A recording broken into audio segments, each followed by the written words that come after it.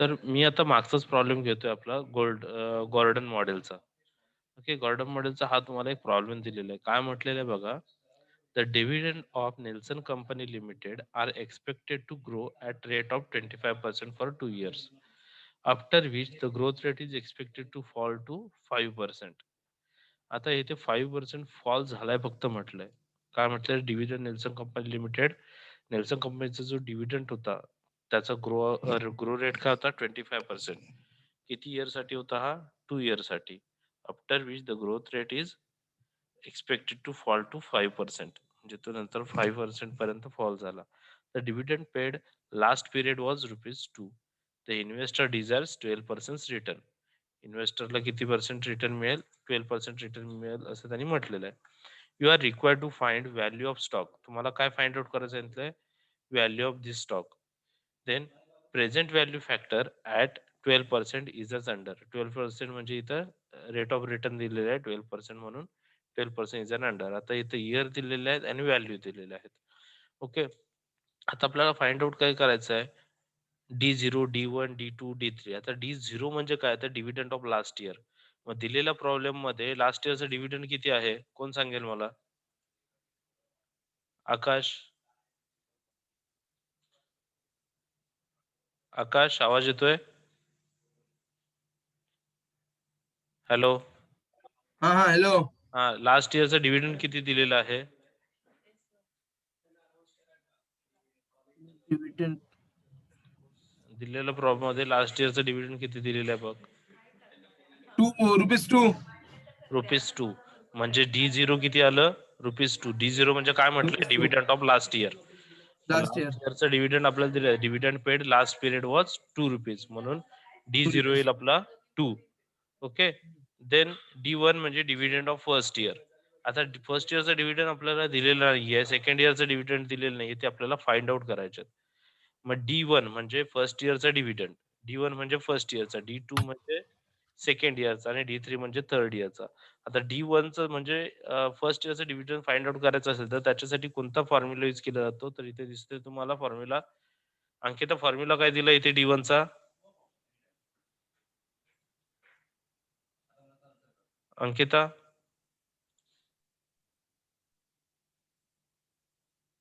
Hello?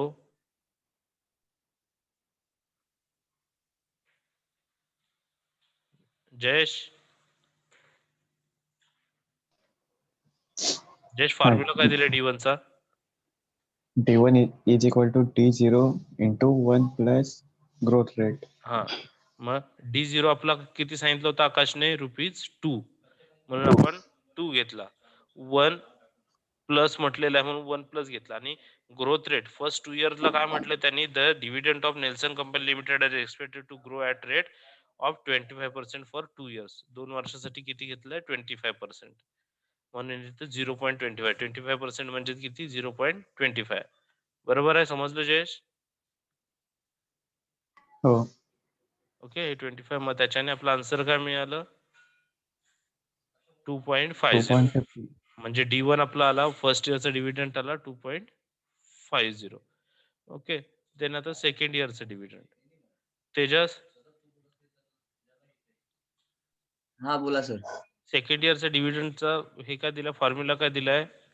D2 is equal to D1 into in bracket 1 plus growth rate. मग D1 च्या जागी Bracket कोणती close. Amount येईल? आता आपण वरती काढलेली ती हा, 2.50. 2.50. आणि 1 प्लस ग्रोथ रेट किती दिलेला आहे? पहिल्या 2 इयरला किती दिलेला होता? 25%. 0.25. म्हणून 25 आलं. मग त्याच्याने आपला आन्सर मिळेल 3.125. समजलं हे? 3.125 कसं आलं? देन नाझनीन?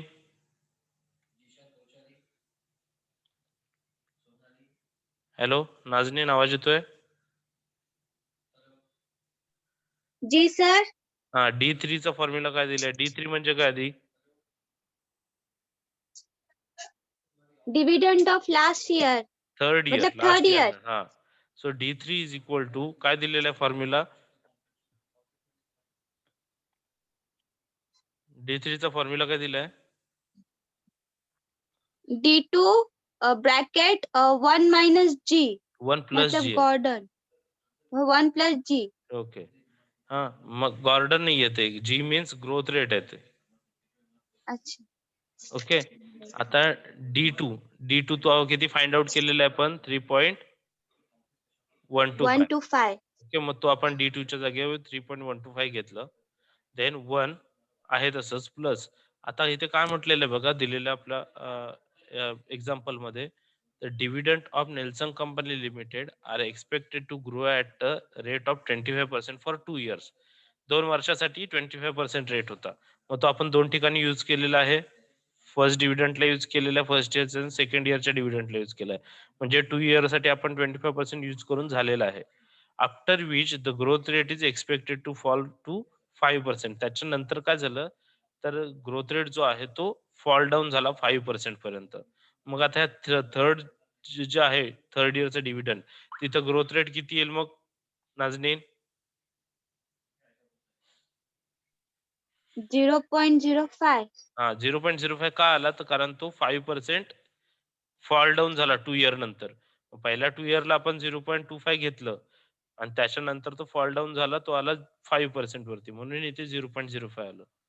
समजलं नाजनीन? समजलं? हाँ सर. हे 0.05 का आलं ते समजलं का म्हटलं? हो. ओके, त्याच्याने आपल्याला D3 मिळाला. ओके, त्याच्यानंतर आपल्याला फाइंड आउट काय करायचं सांगितलंय, you are required to find the value of stock. काय सांगितलं, you are required to find the value of stock. Value of stock जर तुम्हाला फाइंड आउट करायचा असेल तर तू कशा पद्धतीने केला, तर त्याचा एक हे दिलेलं आहे, stock of at the end of second year. Second इयरच्या एंडला किती स्टॉक राहणार आहे त्याचा फॉर्म्युला दिलेला आहे. फॉर्म्युला काय आहे? P2 म्हणजे काय? P2 चा मिनिंग काय होतो का सांगेल मला?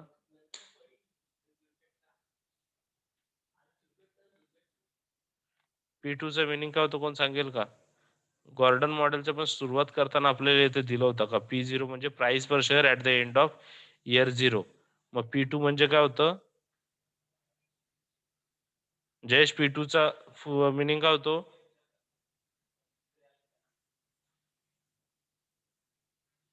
हॅलो जयेश? हाँ, price of share price per share at the end हाँ, ऑफ 2 इयर. ईयर. आलं लक्षात? So it is equal to D3 म्हणजे dividend of third year divided by KE. KE म्हणजे काय पाहिलं होतं त्याच्यात? KE म्हणजे काय होतं? Investor desires return. KE म्हणजे काय? Investors desires return minus growth rate. आता ग्रोथ रेट इथं कोणता आहे? जो लास्ट आता राहिलेला ग्रोथ आहे, कारण इयर एंडला आपण बघतो. मग इयर एंडला जो शेवटचा असेल ग्रोथ रेट तोच आपण घेणार. मग शेवटचा होता 0.05, 5% होता, म्हणून तो आपण तोच इथे कॅरी फॉरवर्ड करतोय. आलं लक्षात? सो मग 3.28 हा 83 आपल्याला D3 आपला आलेला आहे 3.28. तो जसं तसा घेतला. KE आपलं होतं 12% म्हणजेच 0.12 मायनस ग्रोथ रेट आपला किती होता 0.05. सो तुमचं टोटल आन्सर मिळालं तुम्हाला 46.86. लक्षात आलं हे कुठून आलं निकिता?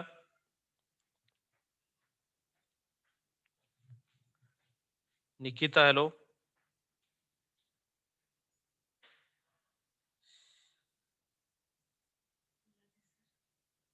आकाश? बोला सर. 46.86 कसं आलं समजलं? हो, ते फॉर्म्युलेज मध्ये पुट करून येतं ना. हा, फॉर्म्युला मध्ये कोणत्या अमाऊंट पुट करायच्या ते लक्षात आलं पाहिजे तुमच्या. इथे 0.05 का ग्रोथ रेट घेतलाय? कारण आपल्याला stock at the end of second year म्हटलेलं आहे.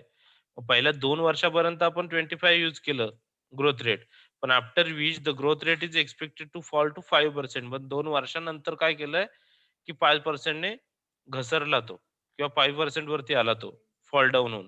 म्हणून मग ज्यावेळेला सेकंड इयरचा एंडचा तुम्ही विचार कराल तेव्हा तुम्हाला 5% घ्यावा लागणार आहे. कारण स्टार्टिंगला पहिल्या वर्षाच्या स्टार्टिंगला 25% होतं, सेकंड इयरच्या स्टार्टिंगला सुद्धा 25% होतं, पण आफ्टर विच त्याच्यानंतर एंड पर्यंत म्हणजे सेकंड इयरच्या एंड पर्यंत तो फॉल डाऊन झालाय आणि 5% वरती आलाय. आणि आपण stock at the end of second year काढतोय म्हणजे सेकंड इयरच्या एंडला काढतोय, त्याच्यामुळे ग्रोथ रेट तुमचं 0.05 येईल. समजलं आकाश? हो मग त्या सर पद्धतीने बोल शिकवू शकत नाही तुम्ही काय. हे लाईव्ह एक्झाम्पल सॉल्व्ह करून दाखव ना बरं पडेल. ओके, लाईव्ह एक्झाम्पल मी ऑलरेडी तुम्हाला मागच्या लेक्चरला हे दाखवलेलं आहे. मी जस्ट आता तुम्हाला डिक्टेट करतोय ते कसं आलं म्हणून. लास्ट लेक्चर जो आहे ना आपला, हा त्याच्यामध्ये मी दाखवलेलं आहे आणि त्याच्यानंतर आता ह्याच्या पुढचा जो लेक्चर होणार आहे त्याच्यात सुद्धा मी तुम्हाला ते दाखवलेलं आहे.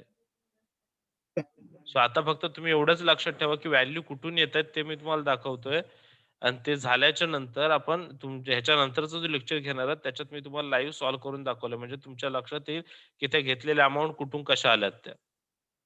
चालेल. ओके, देन येतं calculation of present value of stock price. आता stock present value of stock price कशी काढली जाते बघा. आपल्याला प्रेझेंट व्हॅल्यू काढायचे.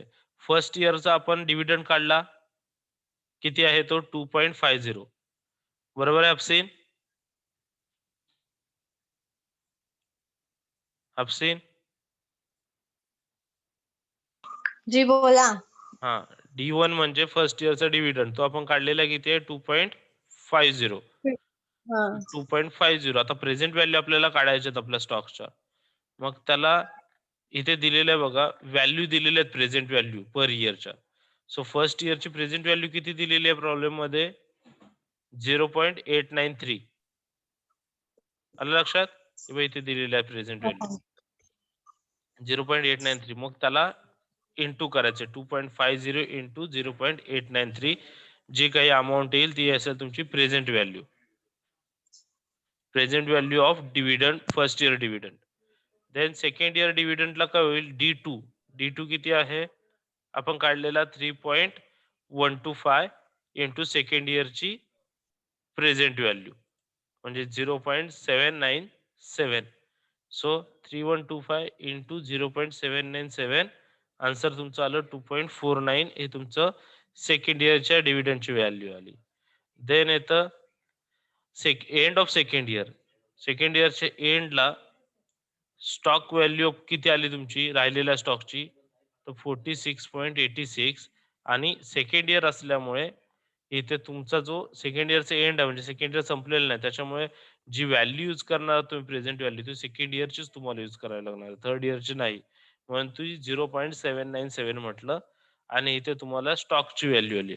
आणि आता ह्या सगळ्या म्हणजे फर्स्ट इयरची डिव्हिडंड, सेकंड इयरचं डिव्हिडंड प्लस रिमेनिंग स्टॉक या सगळ्याच्या व्हॅल्यू आल्याच्या नंतर ह्याची जेव्हा टोटल कराल तेव्हा तुम्हाला present value of overall stock किती होती ती मिळाली 42.06. आलं लक्षात. हो आता एक काम करूयात मी तुम्हाला जो आपला मी एक प्रॉब्लेम सॉल्व्ह केलेला आहे तो प्ले करतो, तो बघा म्हणजे तुमच्या लक्षात येईल.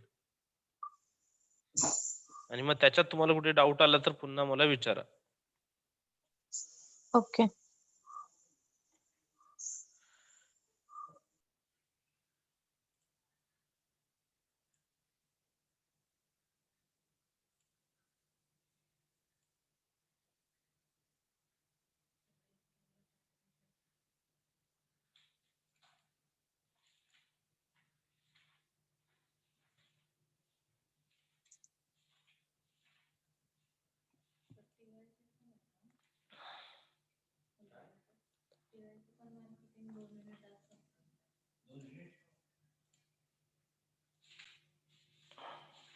आपण स्टार्ट करणार आहोत स्ट्रॅटेजिक फायनान्शियल मॅनेजमेंट.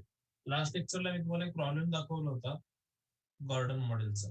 ओके, आता तो तुम्हाला कितपत समजला मला माहिती नाहीये, त्याच्यामुळे आपण काय करूयात की सेकंड प्रॉब्लेम एक घेऊयात त्याच टाईपचा प्रॉब्लेम. बघा झेड लिमिटेड प्रॉब्लेम काय मी आधी प्रॉब्लेम लिहितो आणि पुन्हा रब करतोय त्याच्यामुळे पटकन मी माझ्यासोबतच नोट डाऊन करत चला म्हणजे मला प्रॉब्लेम येणार नाही.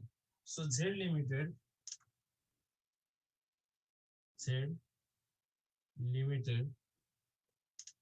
is foreseeing Z Limited is foreseeing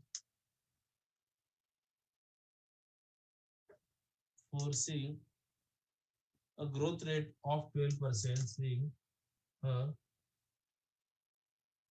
growth rate of 12% per annum per annum per annum per annum in the next 2 years, per annum in the next in the next 2 years, in the next 2 years. Okay, the growth rate is to fall. The growth rate is the growth rate is to fall is to fall is to fall to 10% for the third year, for is to fall to 10% fall to 10% for the third year and fourth year, 10% for the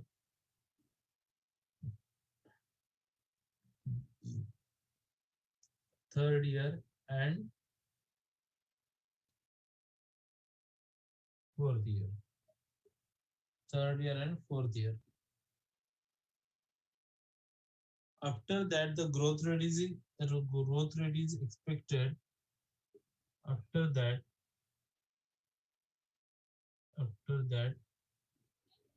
growth rate is expected to stabilize expected to stabilize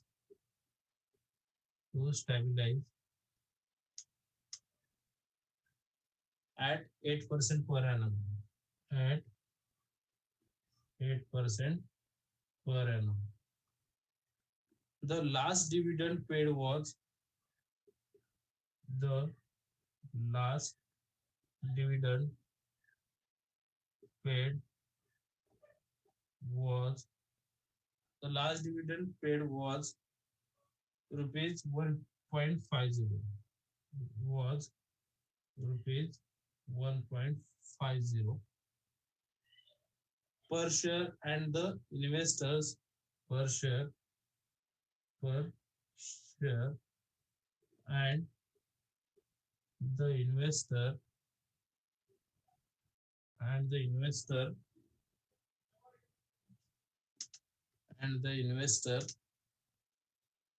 required and the investor required rate of return is 16%. Investor required rate of return is 16%. Okay, 16%. Then next काय म्हटलंय, 16%. Find out the interest per share of Z Limited. काय म्हटलंय, find out the interest per share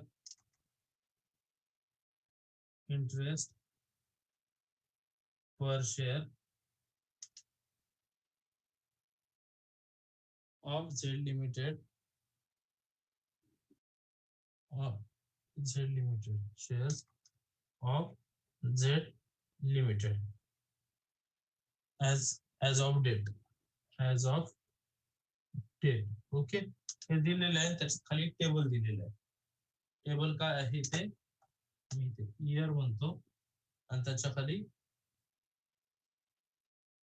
discounting factor at 16%. Discounting factor 16%. Okay, आता year दिलेलं आहे त्याने 0 1, त्याच्यानंतर year 1 0.86, year 2 0.74, year 3 0.64. Year 4 0.55 आणि year 5 0.48. ओके.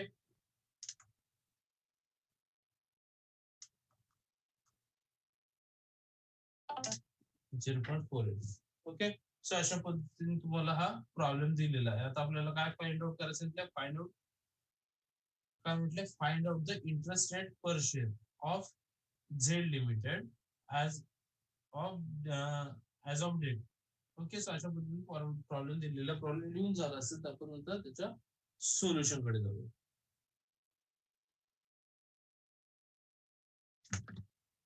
ओके. हा रफ करतो.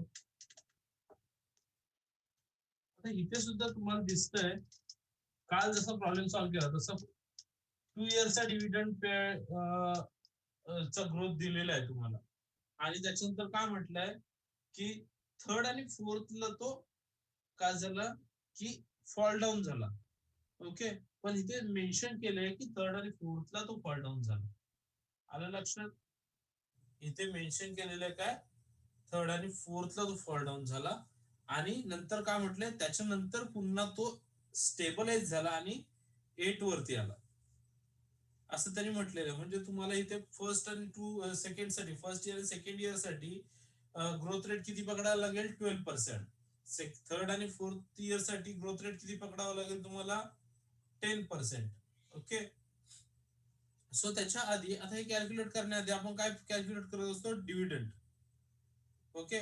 सो डिव्हिडंड, आता डिव्हिडंड सोल्युशन काढूयात. सोल्युशन डिव्हिडंड फाइंड आउट करण्याच्या आधी आपण फॉर्म्युला काय माहितला? तर डिव्हिडंड 1 चा फॉर्म्युला काय होता? Dividend 1 D1 is equal to D0 plus 1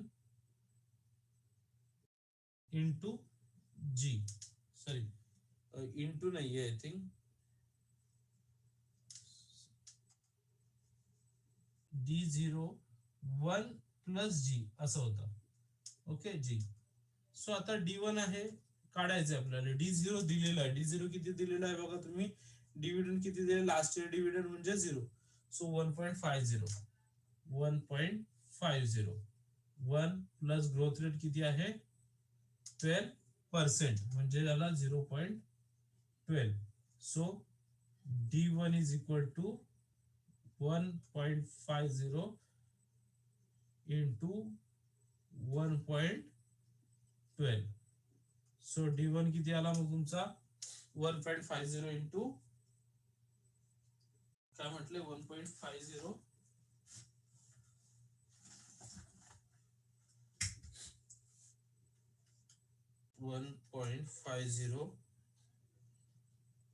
into 1.12. इथे आला 1.68. 1.68. देन D2 काय करणार आपण? D1 1 plus G. D1 किती आलेला आहे? 1.68. 1 प्लस 0.12. का आता 0.12 घेतलं समजलं तुम्हाला? फर्स्ट 2 इयर्सला त्यांनी म्हटलेल्या प्रॉब्लेम मध्ये growth rate of 12% per annum, म्हणून 0.12 घेतलं. So it is equal to 1.68 into 1.12. So 1.68 into 1.12 किती येतं बघा? 68 इंटू 1.12. सो 1.88. 1.88. ओके. देन येतं D3. D3 is equal to D2 1 plus G. So D2 किती आहे? 1.88. 1 प्लस, आता इथे ग्रोथ रेट काय येईल? थर्ड आणि फोर्थ इयरला किती सांगितलं होतं त्यांनी? 10%, म्हणून इथे 0.10. आलं लक्षात? सो 1.10. काल 1.10 सॉरी 0.10 घेतलं. काय त्यांनी काय म्हटलेलं आहे प्रॉब्लेम मध्ये, Z limited forcing the growth rate of 12% per ANM the next 2 years. पुढच्या 2 वर्षासाठी काय सांगितलं की ग्रोथ रेट किती असणार आहे म्हटले ते 12% per annum in the next 2 years. The growth rate is to fall down 10% for third and fourth year. म्हणजे पहिल्या 2 वर्षासाठी आपण 12% वापरला आणि थर्ड अँड फोर्थ इयर साठी काय म्हटलं त्यांनी, फॉल डाऊन झाला किती 10%, म्हणून तो 10 घेतला. Okay, so 1.88 then 1.10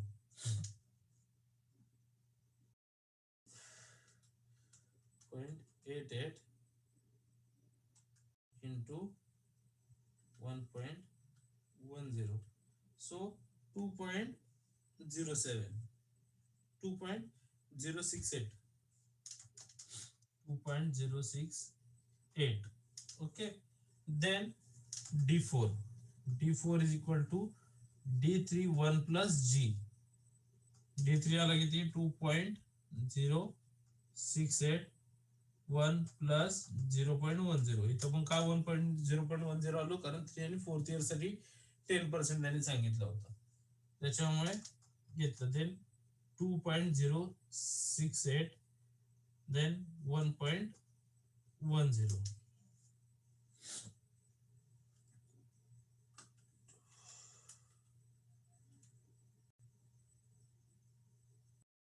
So 2.27 is equal to 2.27.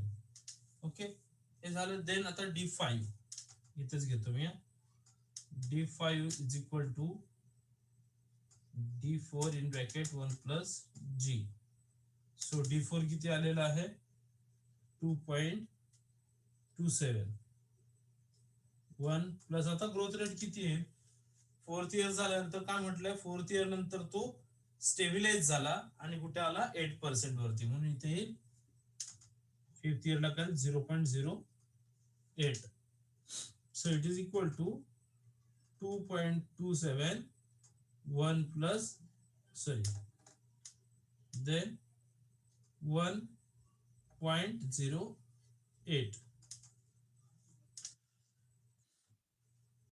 So 2.27 into 1.08 किती आलं 2.45 हे तुमचं आन्सर आलं.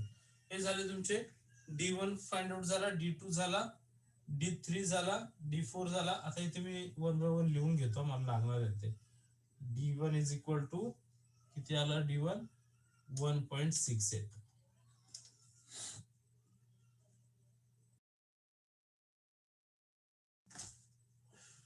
wait 1.68.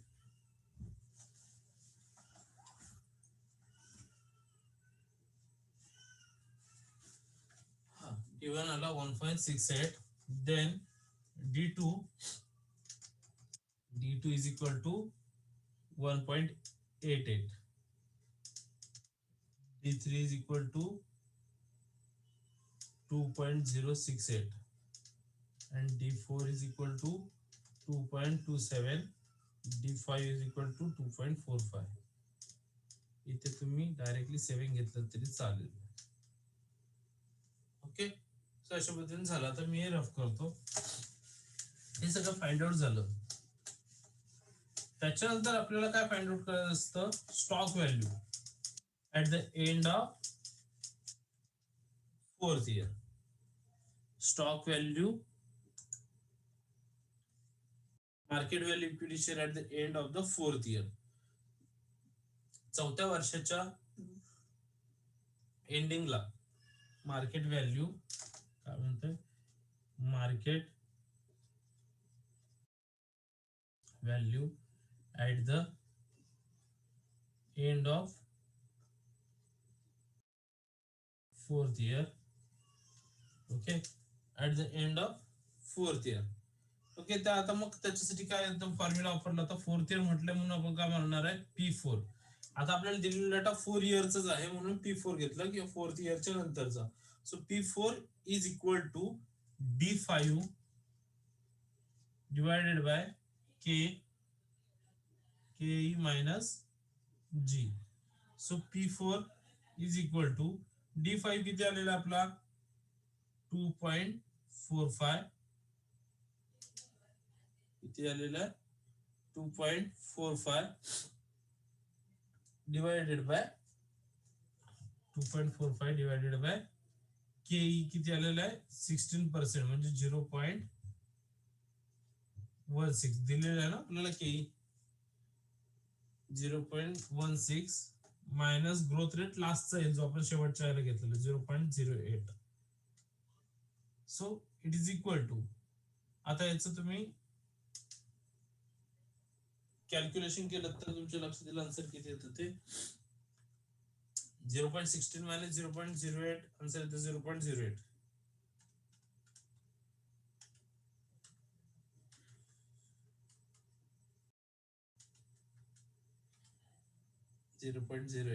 Okay, so 2.45 divided by 0.08 answer is 30.625.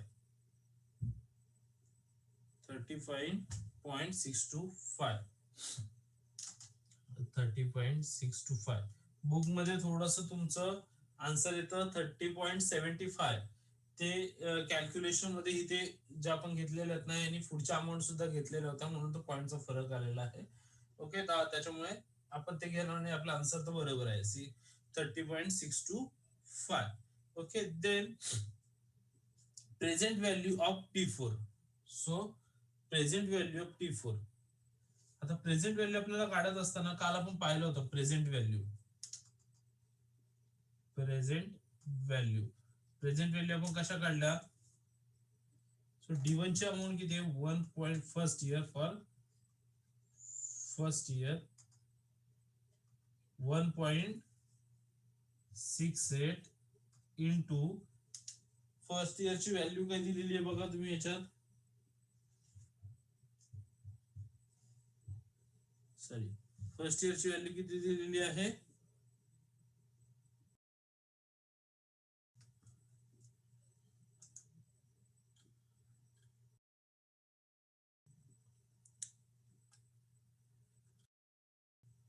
First इयरची व्हॅल्यू किती दिलेली होती 0.86. So 0.86. Second year 1.88 into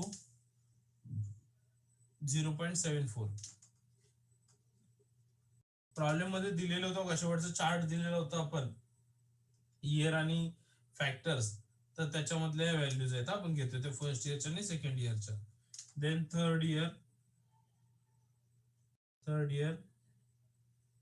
2.07 into 0.64.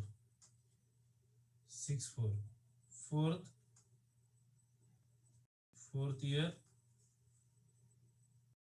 2.27 into 0.55 आणि इथे जो market value at the end of fourth year काढलेला आहे 30.625 इंटू 0.55 इंटू 0.55. ओके, सो आता याचे आपल्याला आन्सर्स काढायचे आहेत. याचे आन्सर त्याच्या समोर लिहित जा पटापट. 1.68 into 0.86 into 0.86 equal to